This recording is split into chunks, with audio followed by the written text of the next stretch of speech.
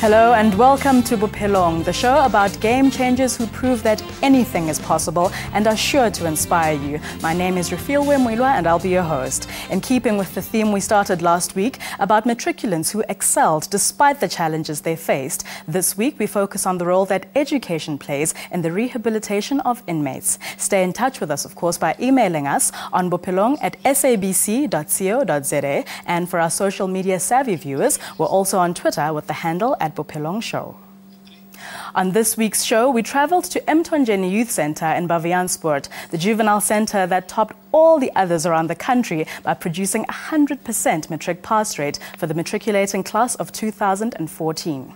Opened in 1997 by the late former President Nelson Mandela, the centre is certainly continuing the legacy of our late Tata, who once said, "Education is the most powerful weapon which you can use to change the world." Let's take a look at how Mthonjeni is changing the lives of these young inmates. Inmates at Mthonjeni Youth Centre in Bophelong, east of Pretoria, scored 100% matric pass rate, topping 14 of the country's prison schools. And this achievement would have left the late former President Nelson Mandela, who opened the centre 18 years ago, beaming. Activities. We do have a time off when now the boys are being allowed to go and have their own sports coat they wish. Education is the most powerful weapon which you can use to change the world. This is what former President Nelson Mandela believed. And inmates at this centre proved just that in their 2014 matric exams. They are part of 185 inmates who sat for examinations in 14 centres across the country. Out of those, about 128 passed. We have a very close teamwork here. The managers are supportive of the offenders as well as the teachers. As a result, that's the reason why we are having a 100% pass rate.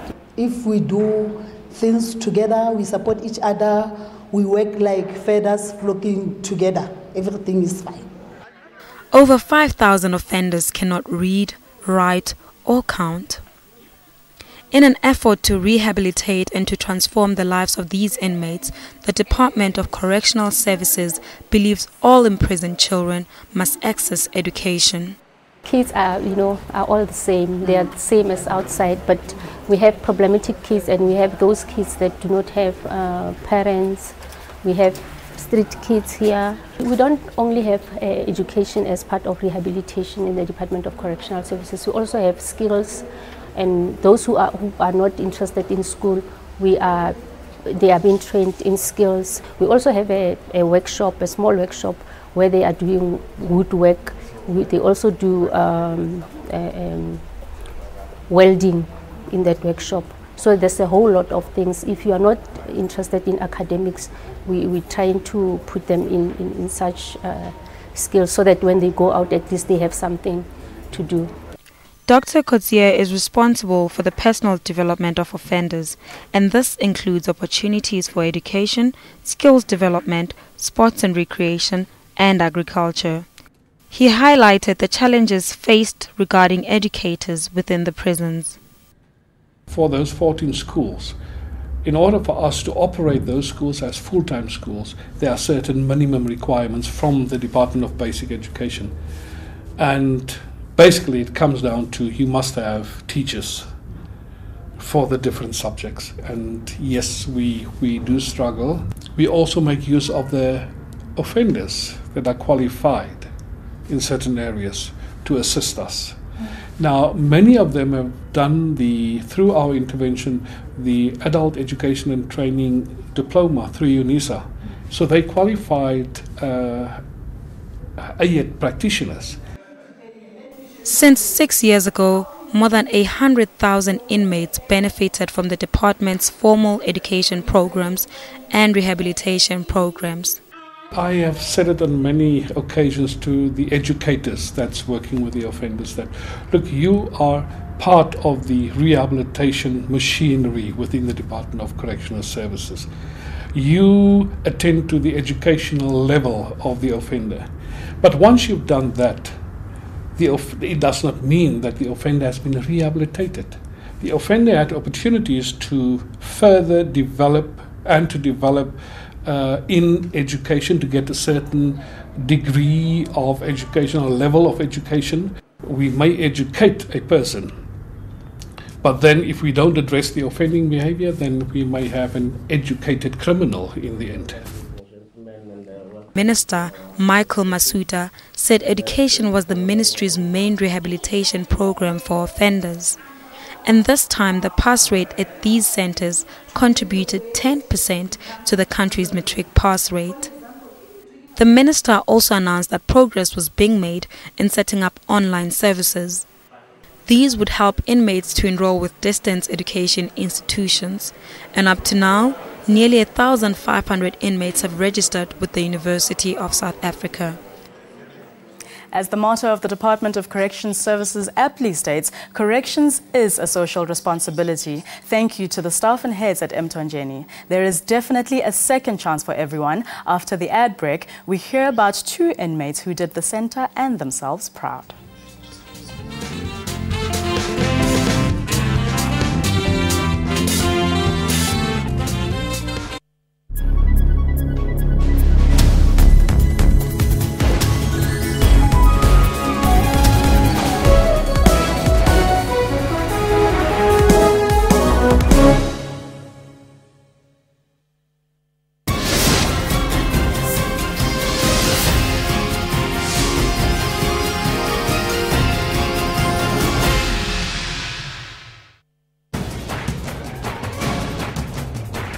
There's an explosion of studies showing that cannabis causes or is related to schizophrenia. I have been using cannabis almost daily for the last 30 years. If it had no side effects and it had no harmful effects, we wouldn't have been sitting here. If cannabis was going to cause me brain damage, I really don't think that from a personal point of view that I would be sitting here today. The fact is that you cannot just do what you want. Watch Newsroom with me, Evan Janssen, weekdays at 9 a.m. on the SABC News channel. Zoom into Africa. This is the Kingdom of Lesotho. The leader is King Letsie III. The Kingdom of Lesotho attained full independence on 4th October in 1966. The population is more than 2 million people. One of the major languages spoken is English. Monetary unit is Maluti. A grandmother in Hector Spruit in Mpumalanga has made an impassioned plea for her 2 grandchildren. 13-year-old Tulani Dlamini and 21-year-old Hlonipile Filani were taken away by a stranger who allegedly promised them better education in England. But the 2 recently called their grandmother. They told her they're in Malawi. It's 100 years since the start of the Great War, and today 14 South African World War I heroes, all recipients of the Victoria Cross, were honoured. The Ring of Memory carries the names of 600,000 soldiers who died in the region. Primetime News, daily at 6 p.m. on SABC News.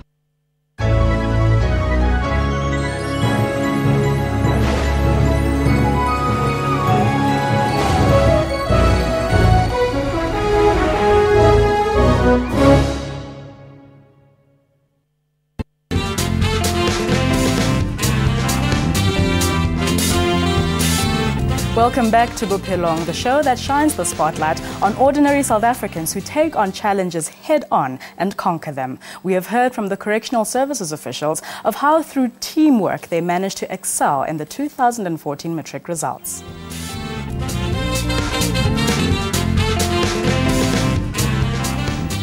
Zola Mpichi and Julio Mate are 2 of the young men at Mthonjeni who were honored earlier this week at a ceremony where their families were also in attendance. It was a joyous occasion for all, and we were there to congratulate them as well. Cheers for a successful team of educators and learners alike. An appreciation ceremony was held this past week at Mthonjeni for Jabulani Ndebele, Ayanda Nomvete, Zola Mpicha and Julio Mate. As the top performing correctional services center in the country, head of the facility, Noreth Momoza, was also recognized. He also qualifies to study for a diploma at University of Technology. 22-year-old Julio Mate from El Dorado Park had some moving words to share. In life, anything is possible because the word in itself, impossible, says I am possible. So this matric certificate that I have received now is a ticket for me to say that I can do better. And I will do better. Because I can see that there are many people in the world, but there are only few who ever care about what happens to us. And it is the team that is here right now. Julio dreams of being a graphic designer one day. He is already quite a whiz at computer class. Promoted from the equivalent of grade 9 to matric because of the immense potential he showed last year in May, his determination and hard work paid off as he has now achieved his matric certificate. In the meantime, with over 5 years still remaining of his 10-year sentence, he just wants to be an exemplary role model for his 3 younger sisters. I'm here for murder and robbery. I was incarcerated in 2009, spent 2 years in trial. 2011 I was sentenced to 10 years imprisonment. I'm currently here for 3 years, 6 months. Coming from the community that I come from in El Dorado Park, there are also other programs that I'd like to do in terms of motivating the youth that is influenced in drugs and crime. So also in gangsterism, as I was part of a gang but now I've left to turn my life around. So I want to motivate those guys that haven't yet experienced what I've experienced, so that they don't end up where I was, where I come from. So to say that whilst they are still outside, they must make something of their lives before they end up in prison. One of the educators beamed with pride when talking about the boys. When I had an interaction with these boys, I could see these are talents. These are just like any other boys from outside. It's not like because they are confined inside here, they are not like, actually they are not people. They are still like people outside. It's just that they've done what they've done, then they need to serve their sentence. His mother, Betty, shared the painful ordeal it was for her family to have Julio incarcerated as a teenager and the hope she now has for the future with this new chapter he has started in his life. It was sad for us, him going to jail. It's my only son. I have daughters on one side. And yeah, it was very painful, but I'm proud of him. It's from today, yeah, he made me proud. I didn't think it'd go this well.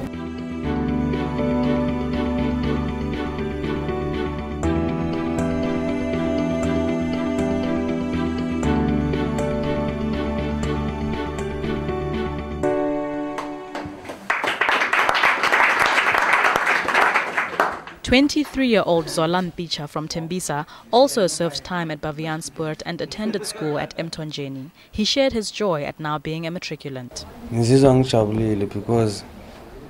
I'm very pleased because I've reached one of my goals of passing matric.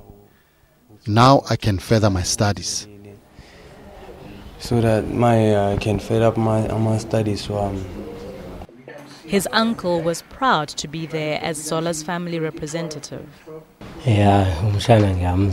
My nephew has done an excellent work by passing matric.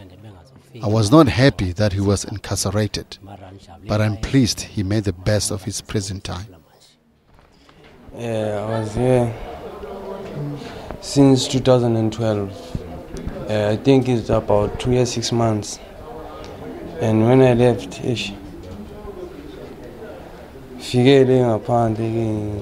life is difficult on the outside. I'm slowly readjusting. Until I understand Zola was released after getting early parole and just in time for Christmas last year with his loved ones on the 22nd of December. He told us that life on the outside has taken some adjusting to. ngaqala ngale amathitshera ngaqala uwabonga kakhulu ngokunginika support ngoba yibo abantu bebanginika support nakunala bengicabanga ukudrop out isikolo maye bangithatha bangi-encourage bangibonisa indlela I'm thankful to my teachers for assisting and guiding us. Even when I wanted to quit my studies, they encouraged me. I now want to improve my accounting results, then study tourism, as I want to be a tour guide.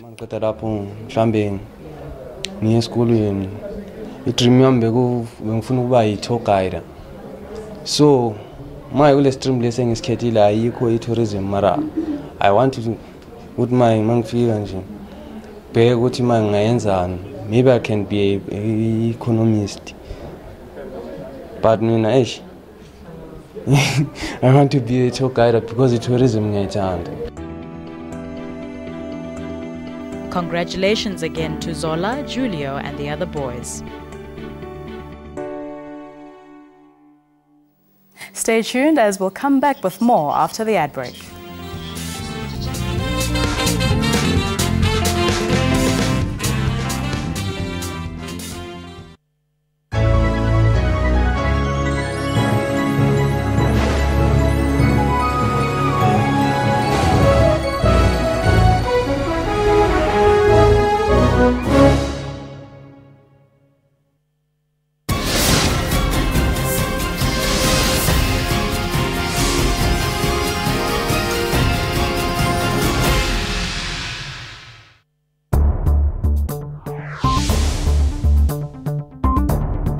You look nicely dressed, PAC colors, you are not in agreement. Why was the president not allowed to address conference? Even when he was given an opportunity, he did not stand up and say, look, I don't recognize this conference. Why didn't you do that, Mr. Mpeti? I was never given any opportunity to speak there. Mr. Mpeti cannot come to the studio and complain about what transpired in the conference. Did you say, Banna, I will pay for the PAC? When time comes for you to pay back the money, you will pay me back. Yes. He's lying here.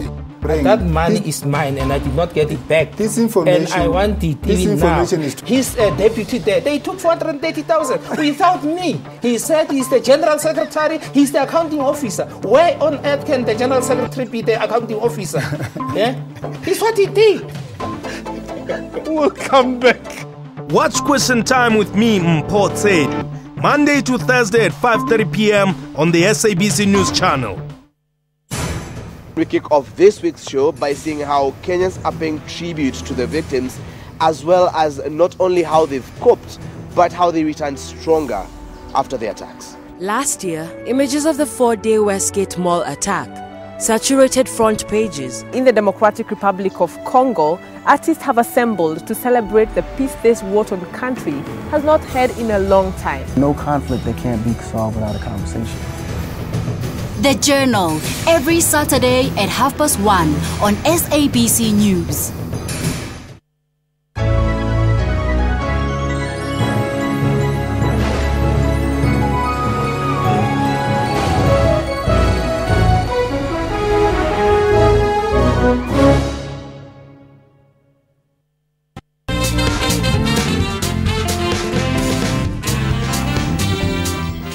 Welcome back to the last stretch of Bophelong. Our program this week focuses on education in the correctional services system.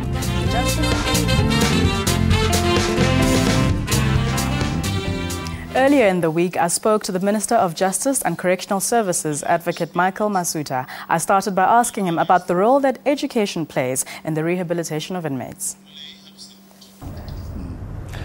Well, let me start by saying that you would be aware that the National Development Plan has highlighted education as one of the key national priorities, which government itself has in turn taken up. You would notice that the President himself has been personally involved in promoting education. He has an education trust, for example, that he has been running for the last 19 years, that I understand has supported about 24,000 learners with financial support and so on. As the Correctional Services Department, we believe that the new approach of firstly focusing on correction as opposed to just imprisonment, as has in the past been characterized, is about seeking to transform an inmate from the state that they came into our correctional facilities to a state where, one, they have become a better person, in the sense, amongst other things, that they have gone through a behavioral change program, but over and above that, emerge with useful skills, with education, which would put them in better stead in society to support themselves and to be able to plow back to society and be a fruitful and a positive influence in society. So that's one of the reasons why we include education programs as part of our system of corrections and rehabilitation in South Africa. Okay, so then within the Correctional Services Department, does that mean then that the education program is compulsory for all of them? We have a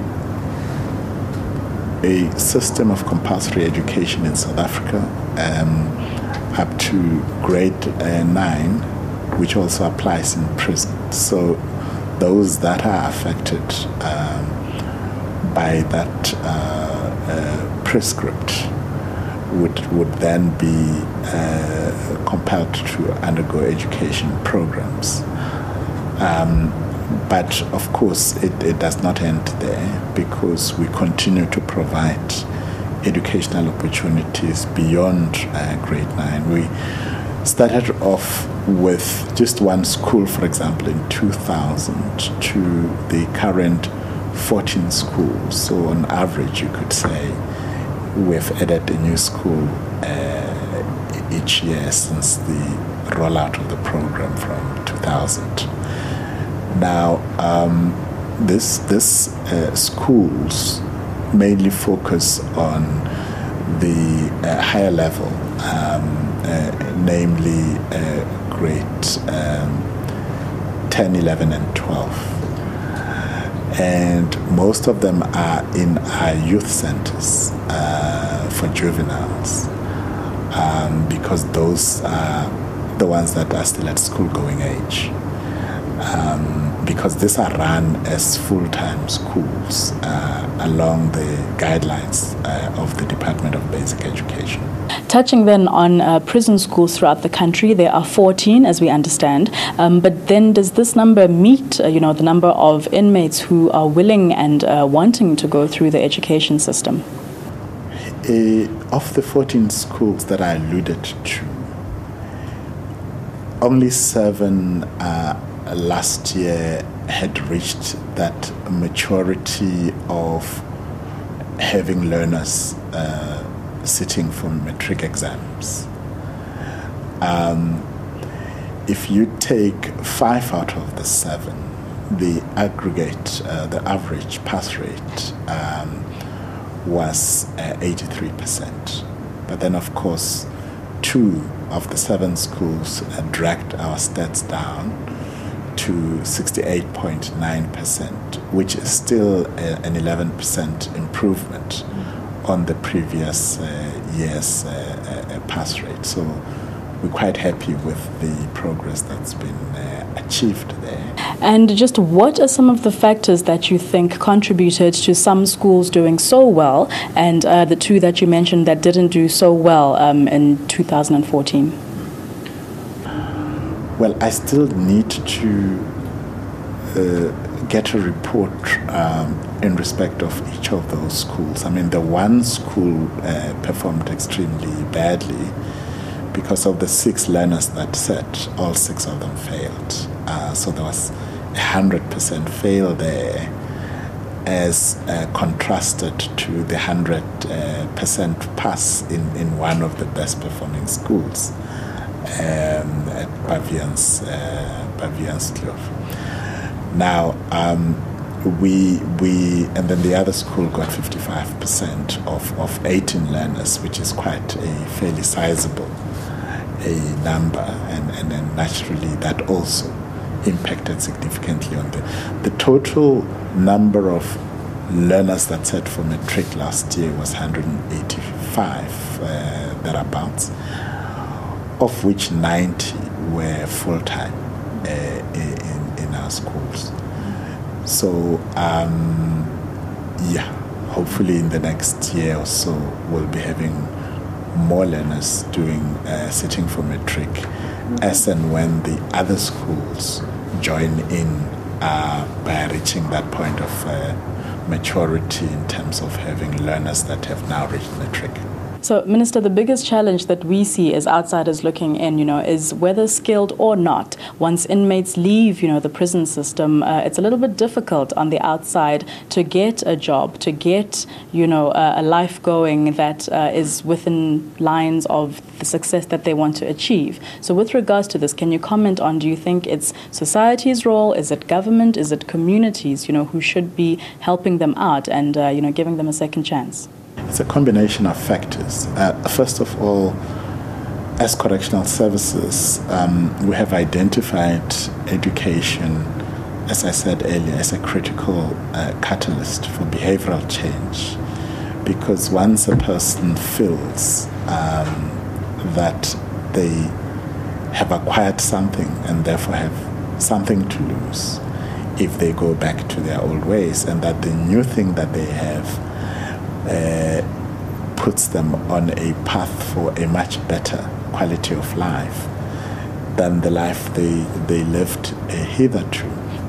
That in itself creates a strong incentive for learners. And of course, when it comes to parole consideration, we look at how how an inmate has behaved and has responded to our rehabilitation programs as one of the factors. So naturally, those that have immersed themselves in improving the education would, most instances, put themselves in better stead to get early parole.